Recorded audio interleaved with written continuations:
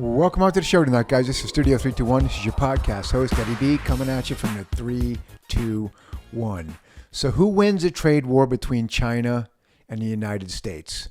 Now, look, a lot of people would immediately think China because they're such a gargantuan manufacturing country, and they just, they make everything that we buy, and they're just so powerful around the world in trade. But that's not actually the case, and I'm going to explain that to you in a minute why. But first, guys, please hit the like button. Please subscribe to my channel. It really helps me spread the algorithm. YouTube isn't really friendly to conservative podcast, and so it doesn't help spread. But if you subscribe, it's free, first of all, but it also it kind of goes around the bias and helps spread the word. So anyways, guys, please subscribe to my channel. But anyways, let's get back to it. So here's the thing. We're in a trade war right now. Everybody was scared of it. We're in the middle of it. China's trying not to flex, and we're trying not to, we're trying not to bend on it. But this is the thing. This is no more than a large scale game of chicken. That's really what it is. Okay. Now think about this, right? Who relies on each other the most? We rely on them for supplies, and they rely on us for revenue. But you have to understand something about it's really the economic cultures of each country that define this. Okay. And what I mean by that, so first of all, China has 1.5 billion people, right? We have 350 million. China is more of a supply nation. They supply everything that we buy. We don't build it here. We're a consumer nation. We buy it from them. Now, if you break those two things down, though, which one does a trade war hurt worse? Well, 1.5 billion people, their entire workforce depends on manufacturing. Okay, those people don't make a lot of money anyways. Their wages are very low. That's why they can manufacture so cheaply and send it around the world, beat everybody else's prices. And a lot of those people live on the edge of poverty anyways. So for manufacturing to stop over there or slow down at all it's a major catastrophe for their country. And you have to realize a lot of people don't know this because, China's economic situation isn't really, it's not discussed that much on the news, but they're in a recession right now, borderline depression. I'd say leaning more towards a recession. I was doing some research on the Chinese economy right now. They're having some problems. Now, we are having some problems as well, but we're not having the same problem they are. They're much further along the line, with economic damage right now. Their leadership, Xi Jinping, he's a dictator and he's remaining in power, but there has been a lot of questions lately if he's going to be able to keep power. And again, you have to remember something. In a dictatorship, people don't pick their leader, but when you have 1.5 billion people, there is a lot of pressure on the leader to perform, because if he doesn't, and these people start to starve, which they're already mostly poor anyways, you cannot stop a revolution of 1.5 billion. You just can't do it. They could topple the government pretty much instantly if some type of narrative took off and spread around the country. They could easily topple the government. You can't stop that many people. It doesn't matter what kind of weaponry you have. It doesn't matter. Okay, and they know that.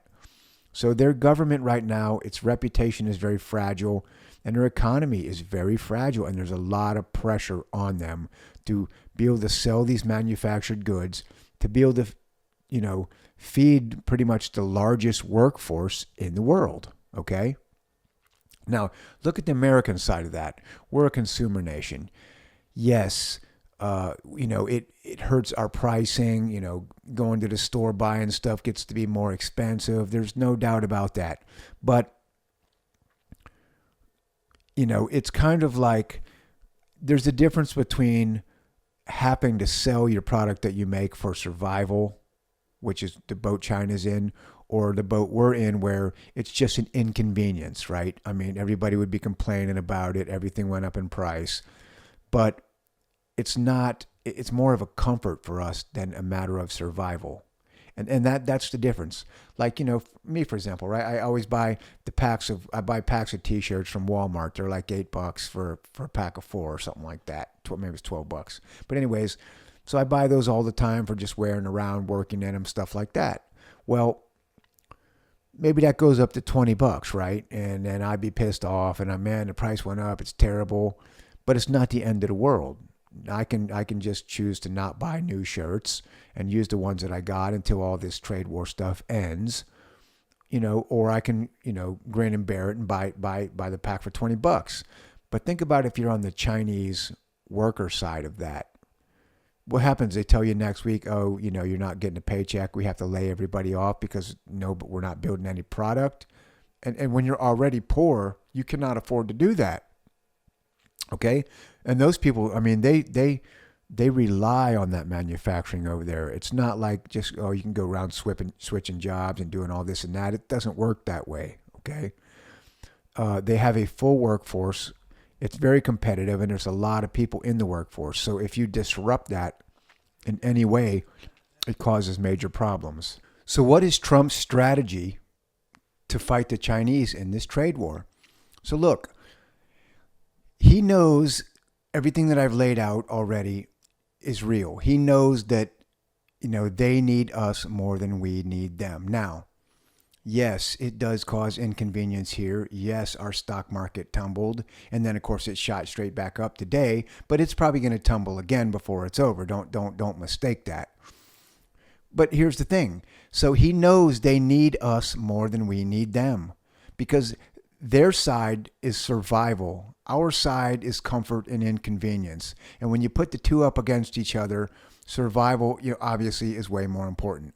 Their government cannot afford to look at a workforce that large who is on the edge of poverty and kind of, I don't want to say starving because that's not the case, but, could be very shortly. He can't afford to look at them and say, guys, we're not making a deal with the United States because we don't feel like it. That's not going to fly. They're going to look at him and, because again, when you take food away from a family, you got about a week until everything goes absolutely bonkers because people ain't going to accept starvation. They're just not a workforce that size.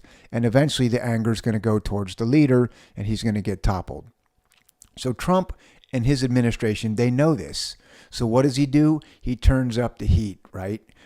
He goes in here, he puts the tariffs on all these countries. Well, China, obviously they don't want to blink on this situation. They say, well, no, we're not gonna give in. We're gonna raise our tariffs up to 85%. Okay, trying to turn the heat up on us. Now, you got all the dodos on the left and the Democrats who are siding with China on this, and because they're they're terrible. They're just they take the wrong side of everything. But that's a whole nother show. But so you have them, but really, like, what is it doing? What is it doing for China to do this? Okay, it's just creating major pressure on them. So on us, yes, like I said, we have the left and they're complaining about it, but it's not anything real. Okay, yeah, the markets are bad right now; they're up and down, but that's not long term, anyways.